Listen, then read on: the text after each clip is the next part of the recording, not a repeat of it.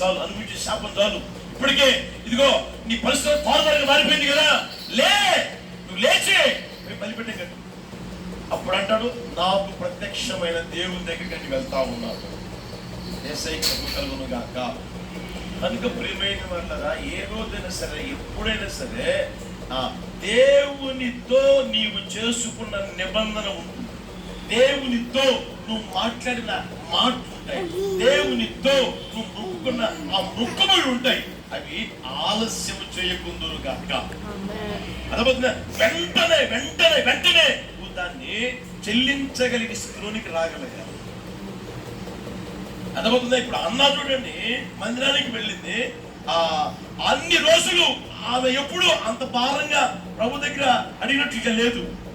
ఆ సంవత్సరమే, ఆ తర్వాత ప్రియమైన వాళ్ళరా, ఆమె మాట్లాడిన మాట తెలిసిన, నాకు ఈ అవమానం తీసాయి, ఈ నింద తీసాయి, ఈ కుమారుడు నాకు వద్దయ్యా, నాకు అవసరం లేదయ్యా, ఈ కుమారుడు మరలా నీకు చెల్లించేస్తా.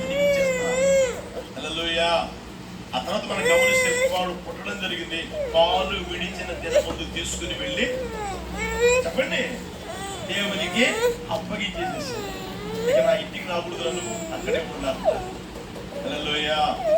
దేవుడు ఆయనకి ఏమైనా అన్యాయం చేశాడా? మొక్కుబడి చెల్లించినంత అన్యాయం చేశాడా? ఆమె అడిగింది ఒక్కడినైతే దేవుడిచ్చింది. ఒకసారి ఆలోచించి, అడిగిన దానికంటే ఊహించిన దానికంటే ఆశ్చర్యమైన కార్యం నా యేసయ్య చేయును గాక. ఎప్పుడు చూసినా మొక్కుబడి నీవేం చేయాలి? చెల్లించాలి. అప్పుడు నా దేవుడు ఒక్కొక్క విషయం విడుదల కలుగు చేస్తా ఆయన ఆశ్చర్యమైన కార్యాలు చేయును గాక.